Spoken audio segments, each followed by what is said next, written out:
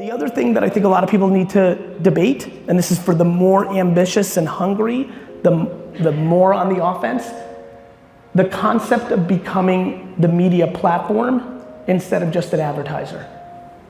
Meaning actually starting a podcast or YouTube show around the expertise of the business that you're in. Now this gets really foofy for a lot of people, but it is absolutely, in my opinion, the place that creates the most guaranteed stability and growth of a business. The idea of becoming the publisher, not the marketer, right? I was just with several people in the back room and I was like, look, here's the framework I live in. I think most people in this room, and when I say this room, I mean America, and I mean the 8 billion people on earth, and whatever percentage of those people are in business, most people are in sales. They're sales. They're sales organizations. I'm sure, if we're being honest, I could just already see by some of the light head nods, we are sales organizations, and that's great. I love sales. When I was 5 years old, sales was my first business. I walked around Edison, New Jersey. I went into people's yards, ripped their flowers out of the yard, ringed their doorbell, and tried to sell them back the flowers. I love sales. That's me at 5. I love sales.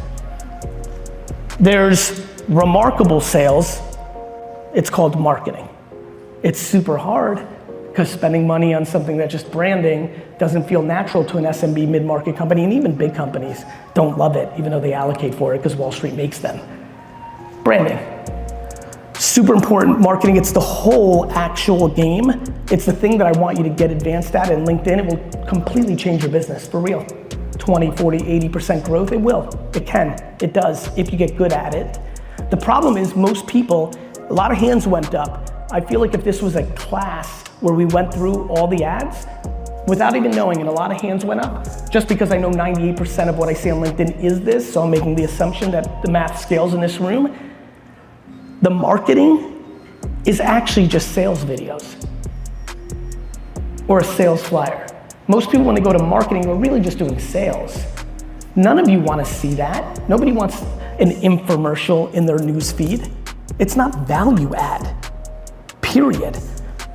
But marketing is the second framework, much stronger than sales in the medium and long term, harder to judge for people in the short term, which is why almost nobody does it. Definitely not in the size companies that are in this room, for real. That's why I love LinkedIn so much. When I forced my dad to do it and buy newspaper ads or radio or direct mail, it was expensive. You can do LinkedIn for $6,000 and get a real taste, not make a $30,000 commitment to a full page ad in newspaper. So, marketing. Becoming the media company. What I've done with my career. The shows, the content, the vlogs. I don't make content. I just live my life, we film it, and then we produce marketing for it. And so the concept of you actually, I'll give you a great example. One more time, please, B2B company, raise your hand. This is my number one. Starting a podcast in your very narrow niche, even maybe your town. You could talk about concrete in a state or a town. Narrow. We're not trying to be the Letterman show here. You're not trying to win an Emmy. You're trying to get business. Starting a podcast where you interview the potential buyers that you're trying to get business from. So this has been a monster hit for a lot of people that have taken me up on this. You start a show that's a podcast where you talk about things in general, but the people that you email on LinkedIn or on email to be guests are the people that you actually want to buy your product. This is really interesting human psychology. The people you're emailing or calling or trying to play golf with or have steak dinner with or hitting up on LinkedIn to do business with are often not interested in what you're trying to do and won't respond or say no.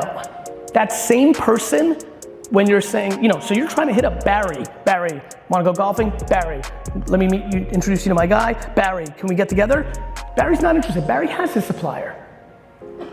When you email Barry and say, Barry, would you come on and talk about your amazing career of the last 30 years on my podcast? Barry's moonwalking to your office. This last tactic, because I've thrown this out in my content, different interviews and such, has been a major win for some small B2B, mid-sized B2B companies. And I would highly, highly recommend the people in this room that have a little gift of gab, feel like they can do this, to really push themselves. I'm aware, very aware, I have a very introverted dad, well actually he's not, he's come out of his shell, but my mom's introverted in a lot of ways. I know that last thing isn't for everybody. I know that you don't want to put yourself on camera, it feels uncomfortable, it doesn't come natural, but please, if you happen to be one of the several dozens of people in here that the thought of what I just said is intriguing, please push yourself. It really works. The world is changing. I don't have to tell a single person here. What I'm trying to get everybody to understand is take your real life and put it into your business life. Here's what I mean by that. Remember how many of you promised me that you would never get an iPhone because your BlackBerry was so awesome and you needed to feel the buttons? Just curious, how many people here have a BlackBerry right now? Remember when you promised you would never get a Facebook account in 2012, 11, 10? We promise, even for some of the old school, and there's some old school cats in here, I see you. My favorite one was when the cell phone started getting traction in the late 90s. All of my, I've got a beeper, I don't need a cell phone people in this room. This is what we do. Even people that are progressive. I spent the last 3 years trying to convince people that made real money and changed their life on Instagram to get TikTok accounts. They're 26 and they said no.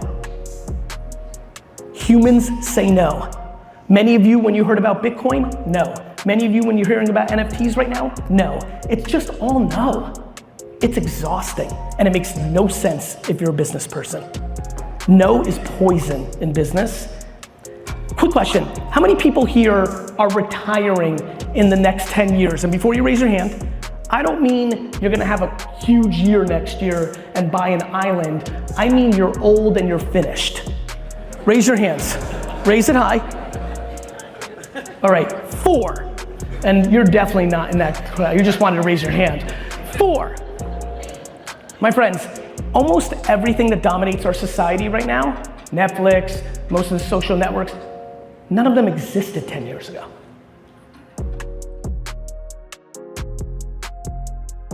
I'm trying to prepare you for what's coming. You guys hear about NFTs and people selling for $69 million and you're like, scam, beanie babies, this and that. The blockchain is here. Every contract in the world in 15 years is gonna be on the blockchain. It's how you're gonna do business. So what, are you gonna do the same thing you did with the internet, which is fight it until you succumb to it and left all that opportunity on the table?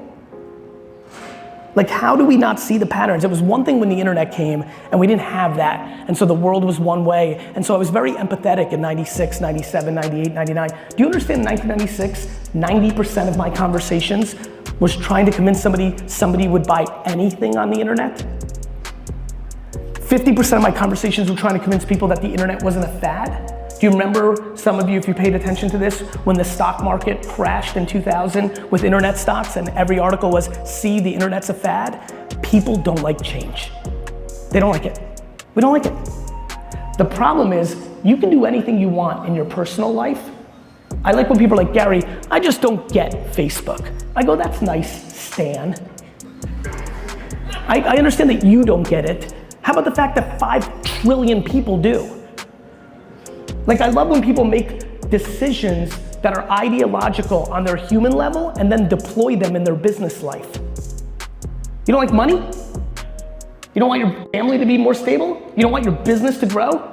You don't want somebody to come along and use this stuff and put you out of business? All of those things, I have a funny feeling you are interested in. You may not want to dance on TikTok, but I'm not asking you to dance. I'm asking you to pay attention to what's actually happening here. And we're just starting. Technology doesn't care about your feelings or how hard you worked to build your little moat locally on reputation. It just comes along and destroys. I spoke at a conference, ironically, in Orlando 7 years ago. I was an early investor in Uber and ironically got booked, they didn't know, for the Limo and Taxi Conference Convention Center to speak. But it was early Uber, it hadn't really done its thing yet. And I stood there and I said, My friends, I don't know if you know about this, and it was happening in San Francisco, it just opened in New York, it was early. And I was like, my friends, I don't know if you're paying attention, but there's this thing called Uber, like I really think you might want to, like I think it's gonna be pretty disruptive. I compared it to Amazon and bookstores. This room laughed me off the stage. First guy on the mic goes, Gary, do you know what politics is? I'm like, I sure do. He goes, we've got the, audacious, we've got these local authorities by the balls. We have our medallions. We contribute. I'm like, that's nice. I'm like, do you know what venture capital is? I'm like, Uber's gonna raise $1 billion in cash, and I have a funny feeling that's more than you have, John. And I don't have to explain to all of you what happened there.